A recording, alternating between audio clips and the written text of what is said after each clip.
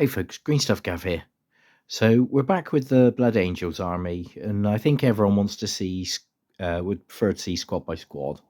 So we're gonna, while I haven't got an army list written yet, I think we're gonna start with a tactical squad. So we can see I've lined all the guys out. We've got a nice 10-man unit there with a Blood Angel Sergeant, which is fitting. I had a dig for all the legit second edition bits I've got. Quite a few. These things are difficult to get. But so the metal guys we can see we've got a special weapon and a heavy weapon, twin plasma. Sarge is already armed, although that backpack needs reposing. So we really just need 7 sets of bolt gun arms. Now we can see when I've laid all of the sets out here, I've got considerably more assault arms than two-handed bolter arms, but that's fine. We can see quite a lot of these need paint stripping. Again, these are ones that we've been supplied with. See, they're quite crusted in paint. Some of them that aren't painted, we can see there's some glue on there, and I think a nice paint strip should get rid of that glue, and hopefully if it's not been glued with poly cement, that pad should come off, which will give us a bit more flexibility. Now I've got a part of isopropyl alcohol here, so we're gonna dump basically all these painted ones, all of the no, we're gonna pump 7 sets of arms into the paint stripper, see if we can get 7 sets for the bolt gun marines. Now I've not been able to recover the footage of the paint stripping, but at least here we can see me assembling the rest of the bits that didn't need paint stripping. It's quite a standard process here of cleaning up all of the mold lines and bits of casting tags. Interestingly, second edition Space Marines, the arms come separate as well as the bolt gun. So unlike now where the Space Marines don't have hands and you just glue them at the wrist, here you actually have to line them up. You see, I'm also drilling the bolters out because, you know, everyone should give it a go at least. It's just keeping them central, keeping the hole central on the barrel is the key thing. Not a lot to report here. Is obviously you can see the way I do it. I tend to glue a bolt gun to the Marine's right arm and then line up the left arm afterwards. Obviously stick on backpack, shoulder pads.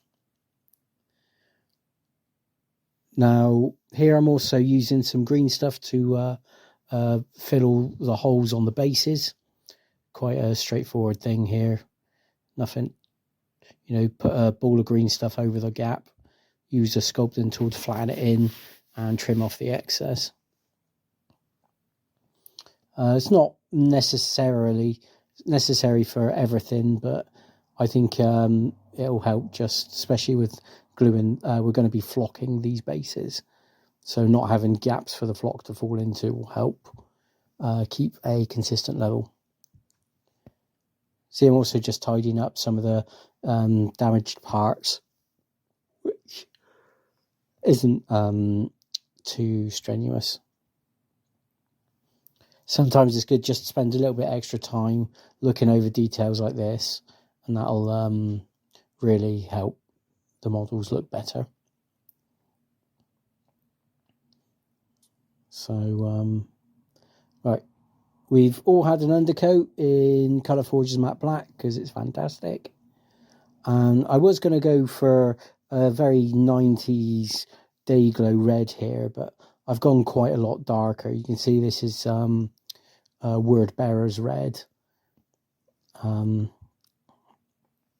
which, as per usual with my paintings, applied over black in a couple of thin coats, and that'll give us a a bit of natural shading.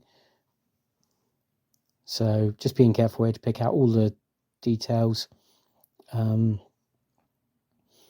around any bits that need to stay black or the edges of armor panels. That'll give us some black lining without any extra effort. You can see, just carefully putting this on. I'm probably going to paint one marine on camera because we'll be here for a week as it is. See, just carefully. Blood Angel Sergeants are unusual in the fact that they have black shoulder pads. I do try to do some freehand chapter symbols, but they look terrible. So I'm leaving the ones, the Marine's left shoulder pad. So again, just see going over with a red, Word Bearer's red. And already you can see, especially on the leg there, the difference the second coat makes to the colour. Really sort of gives you a nice blend when you put it on thin. As is known to say, 2 thin coats, eh? But could go through and do edge highlighting, you know, go from Word Bearers up to Mephiston or even all the way up to Wazdacker reds, but I'm never sold on really sharp edge highlighting. Nice lead belcher, pick up some metal bits. By doing this as a wet brush, so very similar technique to dry brushing but with more paint on the brush, gives us all of the highlighting without having need to ink too much. Just picking out some extra details here and there.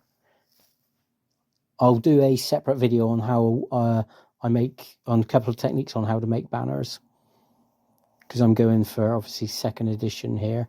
So I'm going to have a banner on every sergeant, a banner on every veteran. Just add in a touch extra as a highlight here. Again, same red, just bringing out a little bit extra colour. In the end, it looks far too subtle. So, bit of gold. Just pick out some of the bling. I quite like, so Space Marines of this era don't have as much bling as these days. So, I always think back to when the Space Wolves box was released. The idea was you put 3 tactical squads to 1 Space Wolf squad. Decided to go for green for a spot colour, any gems, that sort of thing. Not so much on the sergeant, but every Marine has a gem in the centre of their chest. So this is Deathcore brown over black, just like we did in the Flames video.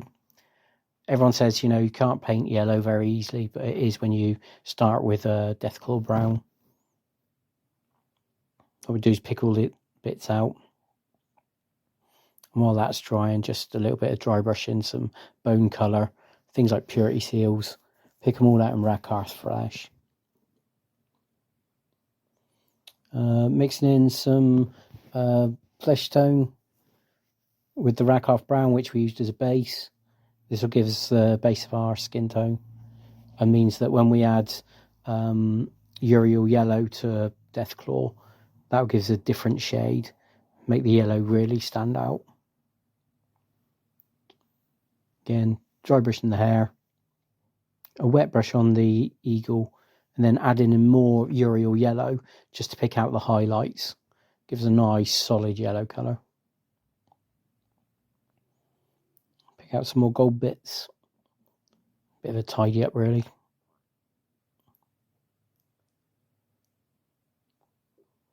Sarge's going to have gold on their top of their banners. Again, tidying up the green. Could do some blending with some darker greens in, but I don't think it's worthwhile. So go to Thondia brown for all the pouches. I've stuck extra pouches on all Marines, so they've all got pistols. Touch of white on the very highlights of the gems. Pick his eyes out as well while I'm here. I believe I also paint... Nope. So I was going to paint the icon there, but...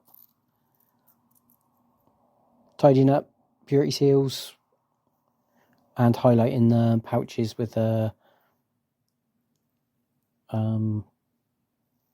Rakarth flash. And tidying up the blacks. Things like all the in between the panels. I've highlighted yellow. Right, and then on to basing. So I'm going for second edition for this army. So this is War Boss green all over the base. Doesn't matter if it's patchy, but we give the actual base rims a second coat of green, nice solid colour. We're going to be flocking over the top, so it doesn't matter about the top of the base.